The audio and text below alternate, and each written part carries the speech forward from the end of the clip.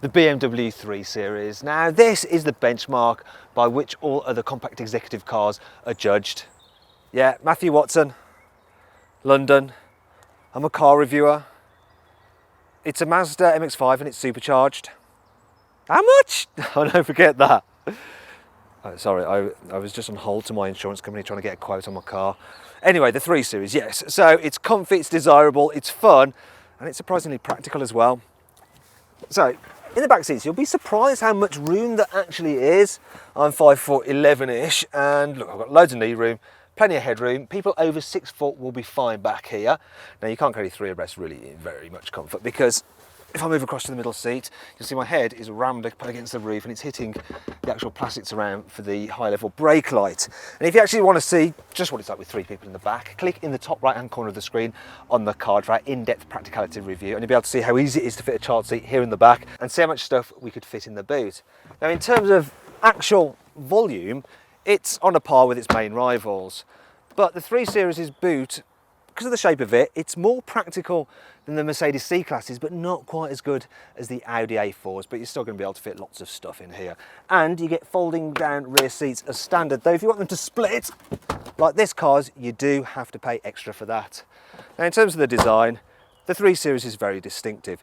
You've probably never really seen one from this angle, from the side, because you either see the front of them as they're up your bottom on the motorway, or the rear as they whiz past you. The inside feels just as sporty. I like the way that the dash is angled towards you and how you sit nice and low. The driving position is just spot on, and build quality, that's really good. This feels like an expensive car on the inside. You've also got sufficient cubby spaces. It's not the best in the business, but it's pretty good, and equipment is impressive as well. All cars across the range get satellite navigation. I say go for the ED model though, because then you get leather seats which are heated. In this car I've got the professional sat nav, so once again that's upgraded, so you get a wider screen, you get live traffic updates, but whichever model you go for, you have BMW's iDrive system, and you control everything through this swivel wheel. It's dead easy to use. It is the best on the market, and you can see our full review of it and get another look around the interior by clicking on the top right hand corner of the screen on the card. The 3 Series is available with a raft of cool features. Here's 5 of them. There's a concierge service at your beck and call. Hello, welcome to BMW, how can I help? I like the penthouse at the Ritz. The 3-year servicing plan is really good value, and the 3-year warranty has unlimited mileage.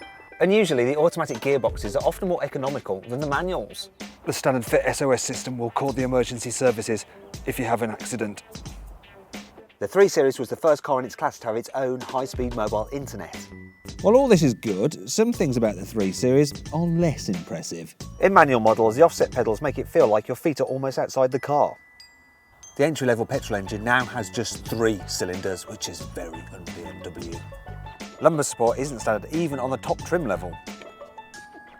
The automatic gear selector is unnecessarily large and a touch phallic. It's very easy to get carried away with the options. This car has 13 grand's worth, which is almost enough for a Mini. However, there is one option which you should definitely spend extra on. Now, when you're pricing up your BMW 3 Series, make sure you factor in an extra £515 for the optional adaptive M Sport suspension. You might be thinking, oh, no, I don't need that actually, but believe me, you do, because without it, the car just doesn't drive as well as it should. So you've got a sports mode, so it's all hunkered down and taut, but for most of the time you're going to drive it in comfort mode with the suspension all slackened off and nice and supple. And believe me, it's going to be the best money you ever spent, because then you've got the best of both worlds. A car that's both fun and comfy. If only the steering was quite as nice as it is in a Jaguar XE, this car would be the full package. Another option you might want to consider is the automatic gearbox, because it's brilliant. BMW's autos are among the best, if not the best, in the business, and I can't say the same for the manuals, though they do now come with rev matching for smooth downshifts. Another good thing is that if you want an all-wheel drive car because you live in, let's say, snowy Scotland or Wales, you don't have to have an Audi A4 Quattro anymore, because you can get a four-wheel drive version of the 3 Series, though to tell you the truth, I wouldn't really bother. I'd just save some money and get some winter tyres. In terms of engines, you can get petrol power, hybrid power, or diesel power, which is obviously the mainstay of the range here in the UK. And this particular car's got the 2-litre diesel, because it's the 320d X-Drive. And, well, you know, 0 to 60, this thing's pretty much, well, like you expect a hot hatch to be. It's very, very quick, yet it returns good economy. This all-wheel drive version, for instance, can do 56 miles per gallon according to BMW, though my trip computer says 48 miles per gallon, which, to be fair, for real-world driving, isn't too bad. The diesel engine is a little bit noisy compared to the quiet unit you can get in the Audi A4, and on the whole, the 3 Series just seems to have more road noise and wind noise than you get in the Mercedes C-Class. I can't fault its visibility though. The pillars are quite thin, so you get a very good view out, which is really handy when trying to navigate round town. You can actually see for yourself by clicking in the top right-hand corner of the screen on the card for our 360-degree video.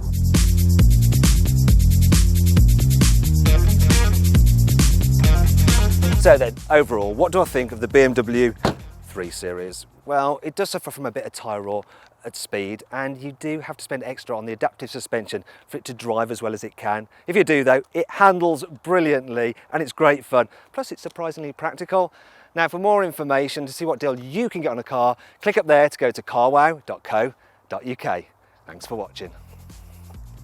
Click over there for our group test video between the BMW 3 Series, Mercedes C-Class, Audi A4 and Jaguar XE. And if you enjoyed this video, please like it, share it and subscribe to our channel. Now, did you know that BMW used to make rebodied versions of the Austin 7? Then decades later, he went on, bought Rover and then sold it.